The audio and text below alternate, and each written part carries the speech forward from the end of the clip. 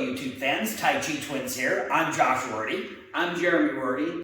In this video, we're talking about how to adapt a staff to your empty hand form.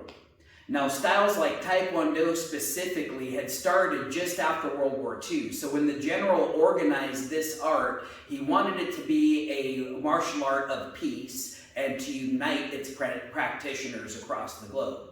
So weapons, though, were seen as tools of war, not tools of peace. So Taekwondo didn't typically teach weapons. So if there was a school that wanted to incorporate weapons, they had to branch out into other styles. And across the globe, the most common weapon that's taught in many martial arts styles is the quarterstaff. Now, if you look on YouTube, because of that, you're going to see there's a bazillion different videos just on staff forms. So it's cool if you want to learn another staff form, but if you don't want to waste time learning a different form, you can always adapt a form that you already know to a weapon that you already know. The key is to keep the spirit of the weapon in the form while you keep the spirit of the form in the weapon.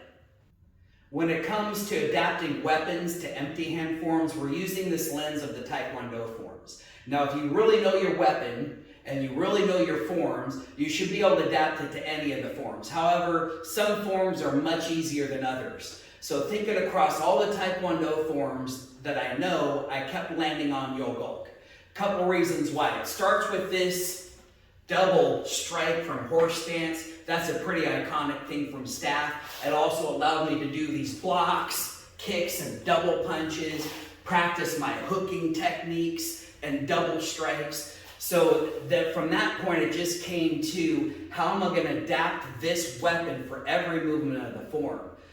Now, I've known Yul Gok for a very long time. I tested for my ITF black belt clear back in 1998, and even though this was just a mid-rank form, typically taught to blue belts, it was always one of my favorites. But now when it came to adapting this weapon to that form, and I had to think about the movements, it really started to confuse me. I knew the form so well I didn't have to think about it, but this made me have to think about it.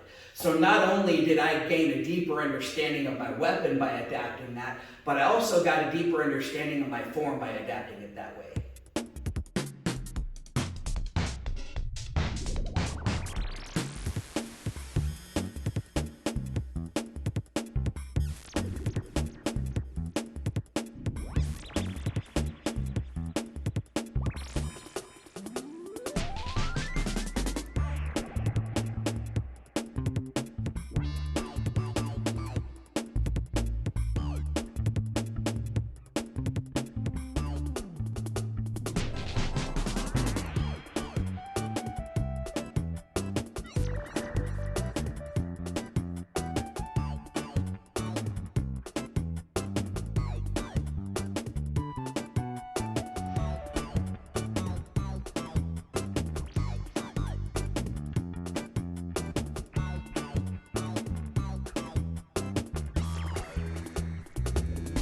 Thanks for watching our video. If you enjoyed it, like it and make sure to share that with a friend. Click the subscribe button and then hit that notification bell so you can catch our next exciting video.